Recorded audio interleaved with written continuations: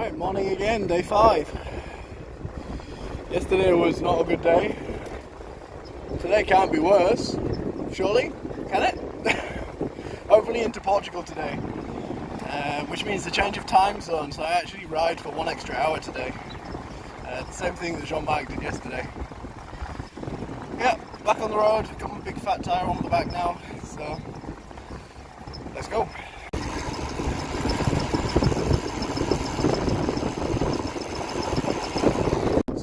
Following along, you saw me hit the first checkpoint, which was in the Pyrenees on top of the pass. The next checkpoint is in Portugal. It's the lighthouse just outside the city. It's just south of the city.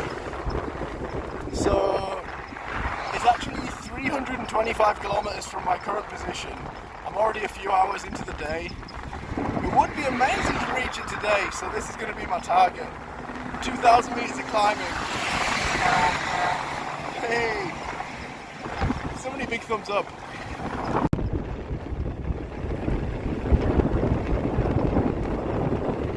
After crossing that little bridge, I'm in Portugal. Next country of the Sun Trip 2024. And I'll tell you what the first thing that's happening is, my headphones going back in. Hello Portugal, let's see what this country has in store. So nice to have my music back.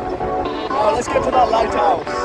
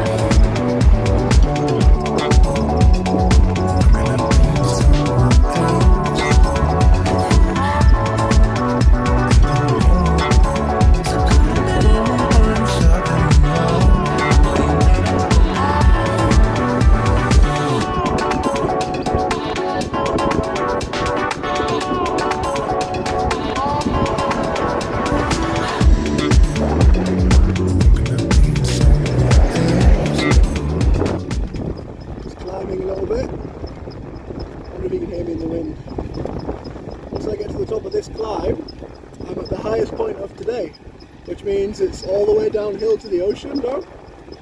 Please? Somebody please tell me that, please? Well, it means we might make it. I mean, I say we might make it. There's 178 kilometers between us and making it, but I think the chances are in our favour. Beautiful day. In a good mood today. Shows you all the mood swings of bike touring. You go from catastrophe to joy. So just on the national road, Portuguese national road. It's really nice. There's really nice views. There has been all day. In Spain, the national road obviously was built many years ago, and then the motorway came after, and they just kind of followed the routes of the national roads with the motorways. And the old national road is still there, and that's what the tractors and stuff use, and other slow things such as me. But here in Portugal, the motorway takes a different path. So instead of being like right next to the highway, just off one side all the time, it's like I haven't even really seen the highway yet. I came in next to it on the border, and that's it. So I've got beautiful views on both sides, whereas Spain was beautiful views on one side. So this is twice as good, I think.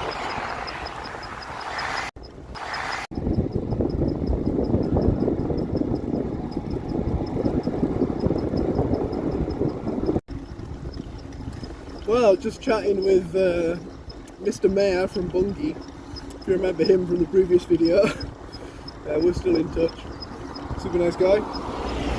And it was a good reminder, because we were just chatting about rules and technical things and stuff. Yeah, it got me thinking. That's the thing that I really love about the Sun Trip. People, especially in the cycling world, they don't get it because e-bikes are cheating or whatever. And the second thing they say is, well, it's good for getting people into the sport and it's good for older people.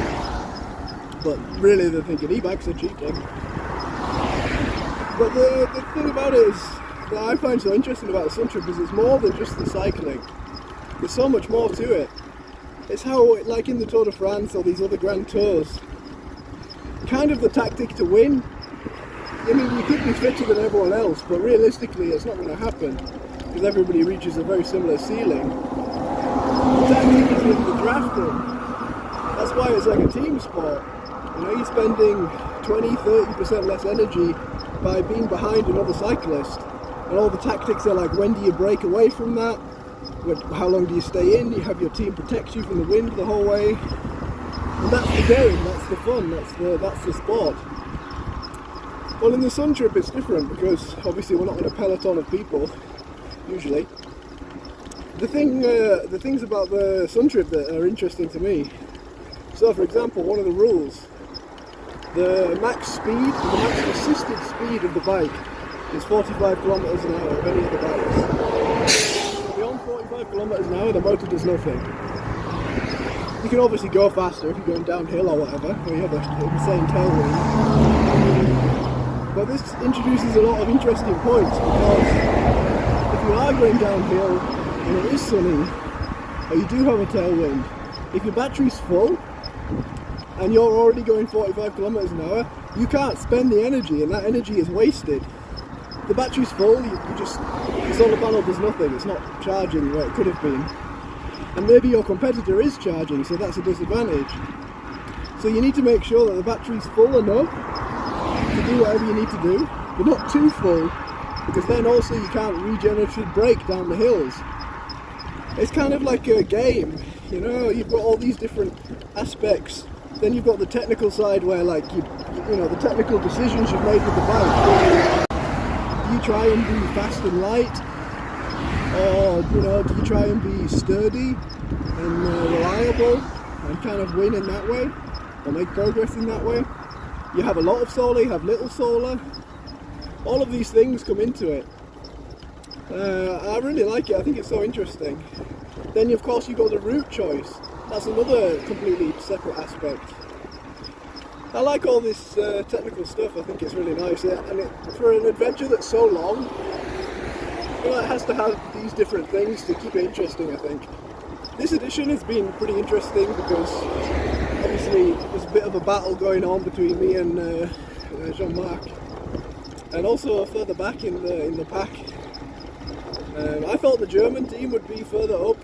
I thought they were going to be right on me, to be honest. But they're kind of playing the other game, you know. They're probably going to be okay, and they're just going to keep trucking. And if one of us has problems, they're going to be right there. So yeah, it's nice, it's fun, I like it. It's a bit of an insight into the way you think about it. I thought of another point. Can you tell that I'm on a roll? Of course, you have the battery as well. It's not just directly a solar panel to the wheel, although that would be cool. So the battery allows a lot more choices as well. For example, if I start a day with an empty battery, finish with a full battery, what I'm actually doing is carrying solar energy from today over to tomorrow, to be spent tomorrow. Or, you know, if you're planning a longer day or you need it for something particular. Another thing to think about is the way that you spend that energy is different. For example, spending it on a climb, you've got less air resistance because you're moving slowly. So for every amount of energy that you spend, you're getting more distance, it's more efficient. Whereas if you're going quite fast and you're spending energy, you're spending a lot of it to the wind that's coming at you because it's an exponential resistance. Okay, that's enough. You probably don't want to listen to any more of that. One more thing, I'm joking, sorry.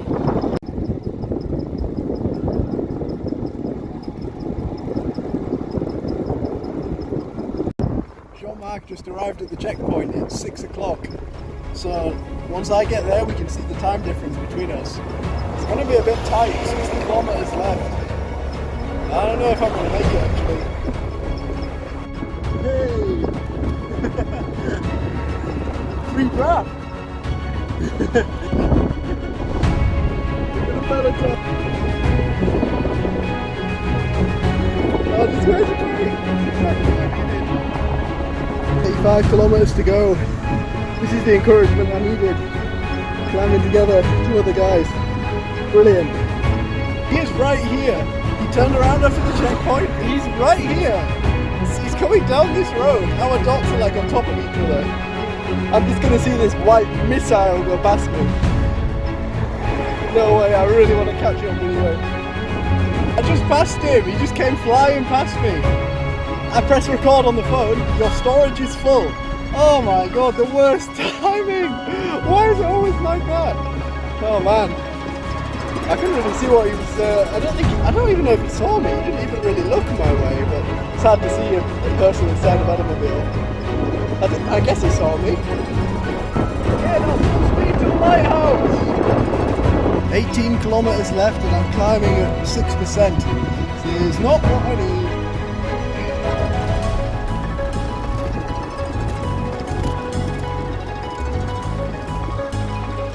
I've got 28 minutes left. God damn it, where is it?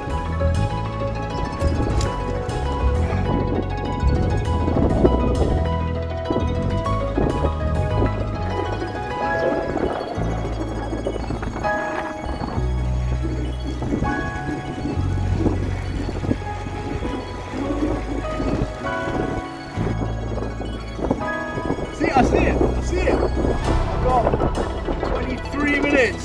I can see it.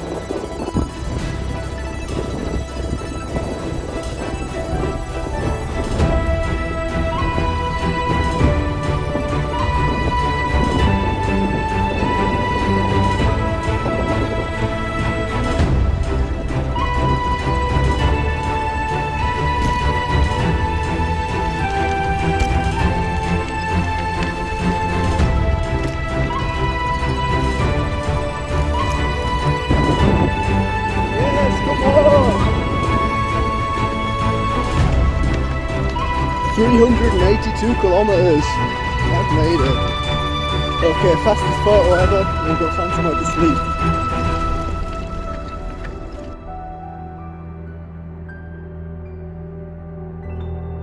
I believe I did it. That's so great. Okay. I guess same thing tomorrow then. Thank you very much for watching. See you in the next one.